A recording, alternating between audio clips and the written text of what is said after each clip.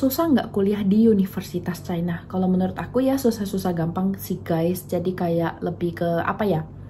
Kalau menurutku lebih ke orangnya sih. Kalau kamu niat sih pasti bisa lulus. Tapi kalau misalnya kamu nggak niat, kamu cuma pengen main, terus itu pasti bakalan susah banget buat tamatnya. Apalagi China itu semakin ke belakang, mereka tuh semakin ketat. Kayak udah pakai test AI di mana skripsi yang kita tulis itu bakalan ditaruh di satu platform. Nah, platform ini akan menguji apakah tulisan itu adalah tulisan AI atau enggak, dan kita itu ada standarnya. Buat S1 tuh di bawah 30 dan buat S2 tuh di bawah 20, dan menurut aku itu susah banget ya, karena aku totally pakai ChatGPT, pakai Po, pakai Manus.ai buat bantu nulisin skripsi aku. So menurut aku jawabannya adalah susah-susah gampang. As long as you want to study, sebenarnya that will be fine. Pertanyaan berikutnya adalah, apakah ada beasiswa untuk mahasiswa asing? Of course guys, aku udah pernah kasih linknya nih. Aku kasih sekali lagi, tolong di save ya. Di sini itu lengkap banget infonya, universitas apa, jurusan apa, minat kamu apa, cara tulis recommendation letter, motivation letter, minta surat rekomendasi ke dosen, ke profesor, itu di sana semua lengkap guys. Kalian tinggal cari satu persatu. Pertanyaan berikutnya adalah, perlu nggak HSK buat kuliah di China? Kalau menurut aku sih perlu ya, kalau misalnya kalian ambil jurusan bahasa Mandarin. Jurusan bahasa Mandarin yang aku maksud itu jurusan-jurusan yang buat S1 yang Chinese intake gitu ya guys. Yang kayak misalnya kalau S1 itu butuh HSK 4, minimal skornya 180 sampai dengan 220 tergantung universitas. Tapi mulai dari 2023 kayaknya mereka udah ubah peraturan jadi HSK 5 minimal 180 nilainya. Jadi make sure kalian check out lagi ke universitas tersebut apakah butuh HSK 4 atau HSK 5. Tapi yang pastinya tentunya dengan semakin tinggi HSK kalian, maka kalian istilahnya itu misalnya ada 2 orang nih dengan semuanya tuh sama dari ability, organization skills, nilai rapot dan lain sebagainya itu sama gitu. Tapi ternyata HSK-nya lebih bagus atau misalnya istilahnya lebih tinggi gitu, dia yang akan kena pilih. Kayak misalnya HSK 6 dengan pas-pasan dan HSK 5 dengan nilai 250, yang akan keterima tetap yang HSK 6. Tapi kembali lagi ya, banyak universitas itu mereka punya pasti pertimbangan yang banyak. So, saran aku ya pastinya ujianlah HSK yang maksimal gitu, maximum your Hanyu. Terus buat S2 dan S3 itu sebenarnya HSK 5 atau HSK 6, dan untuk beasiswa itu biasanya diminta HSK 4 sampai HSK 5. Nah, kalau misalnya kalian ambil English intake itu sebenarnya kalau nggak salah butuhnya HSK 4 guys. Dan juga sebenarnya kalau di English itu ada beberapa kampus yang tetap meminta HSK 3, tapi sekarang udah ada peraturan baru di mana kalau misalnya kalian ambil English intake baik S1, S2 itu harus ujian HSK 4. So make sure kalian melakukan ujian tersebut, dan HSK itu hanya valid 2 tahun. So setelah kalian sekolah misalnya let's say S1 ya, terus HSK-nya udah expired nih, kalian harus ujian ulang lagi nih buat mendapatkan nilai HSK terbaru. Pertanyaan berikutnya adalah, bisa kerja part-time sambil kuliah di China nggak? Kalau part-time sih setahu aku nggak boleh ya guys, tapi kalian boleh cek video ini, video yang aku udah buat, dia itu tentang magang di China. Jadi instead of part-time, kalian menggunakan kata internship atau magang di China akan lebih baik. Pertanyaan terakhir adalah, apa jurusan populer untuk mahasiswa Indonesia di China? Aku sudah melakukan beberapa research dan ini langsung aku bacain aja guys. Yang pertama itu pasti jurusan bahasa dan juga sastra Mandarin atau Chinese language, Hanyu. Dan ini tuh paling umum diambil oleh warga negara Indonesia yang mau kuliah ke China. Ini tuh banyak banget beasiswanya. Ada yang Kongzi Xueyuan, ada juga yang CSC, ada juga yang provincial government kalau nggak salah.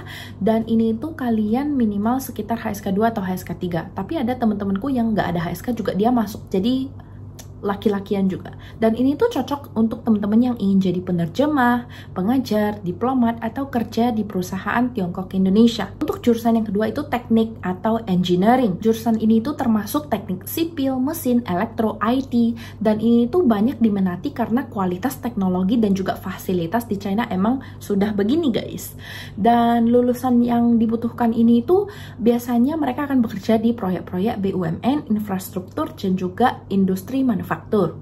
Yang ketiga ini adalah jurusan yang menurut aku tuh salah satu yang sudah istilahnya ada di CV-ku banyak sekali, yaitu jurusan Business and Management International. Sebagai info aja, aku adalah lulusan S1 NCUT, jurusan International Economy and Trade, dan juga S2 Shanghai University of Political Science and Law, SHAPL, itu di International Business. Untuk detailnya itu di bagian marketing, gelarnya pastinya kayak yang aku, International Business, Master of International Business, MBA, E-Commerce, Trade and Economics. Pas aku S1 tuh aku dapat gelarnya S, guys, Sarjana Ekonomi. And then ini tuh cocok banget buat kamu yang ingin kerja di perusahaan multinasional atau di bidang ekspor-impor seperti aku sekarang.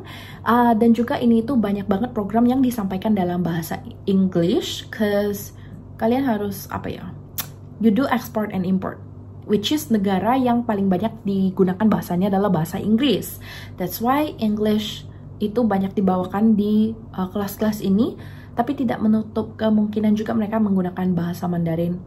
Karena ya kalau misalnya kalian kerja di China kan pastinya pakai bahasa Mandarin, terus sekalian mau ngomong sama customer or kliennya kalian baru pakai bahasa English. Berikutnya adalah bidang kedokteran atau MBBS. MBBS ini tersedia dalam bahasa Inggris dan cocok banget bagi teman-teman yang ingin jadi dokter international, tapi harus siap adaptasi praktek dan juga regulasi saat kembali ke Indonesia. Berikutnya adalah teknik informasi seperti computer science, kemudian ada juga artificial intelligence. Nah, China ini adalah salah satu pemimpin AI dan juga big data. Banyak kampus memiliki lab teknologi yang cukup oke dan juga cocok banget untuk karir di bidang IT global. Berikutnya adalah desain dan juga seni. Ini tuh termasuk desain, arsitek, film, and fine arts. Banyak kampus seni terkenal seperti Tsinghua Academy of Art, kemudian ada juga China Academy of Art kalau nggak salah. Kemudian ini tuh populer banget di kalangan pelajar Indonesia dan juga ada jurusan animasi, desain grafis, film, dan juga media visual. By the way, di sekolah aku, SHAPL, itu ada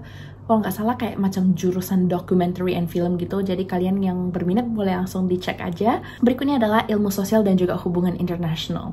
Ini tuh banyak banget diambil oleh calon diplomat atau peneliti hubungan luar negeri. Berikutnya adalah agriculture dan juga ilmu pangan. Menurut aku ini jurusan yang kalau misalnya waktu itu aku nggak dipilih di ekonomi sih guys, kayak maksudnya if I don't choose ekonomi, I will choose agriculture, karena Indonesia kan kayak penuh sawah ya guys, dan itu tuh sawahnya masih belum se-optimize yang ada di China gitu. Dan as you know, Yuan Longping Yeye yang sudah melakukan riset berpuluh-puluh tahun sampai dengan akhirnya China itu dari yang rakyatnya itu nggak kenyang jadi kenyang gitu guys. Jadi menurut aku ini tuh jurusan yang oke banget, cocok banget untuk teman-teman yang berniat pada pertanian modern, teknologi pangan, dan juga sustainability. So ini adalah sharing aku setelah aku melakukan riset, dan juga ada itu 8 jurusan yang menurut aku famous di bagian atau di kalangan anak-anak Indonesia.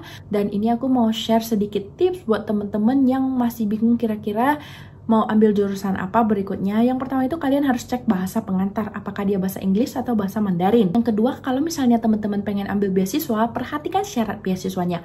Apakah dia hanya menyediakan dalam bahasa Inggris atau hanya menyediakan dalam bahasa Mandarin. Yang ketiga itu pastikan sesuai dengan karir kalian. Istilahnya, kalian boleh punya planning terhadap karir kalian. Misalnya aku pengen jadi A, aku pengen jadi B. Planning itu kadang nggak terlalu sesuai. Misalnya kita udah kerja di ekonomi, ternyata kita jadinya tukang IT atau kita jadinya engineer.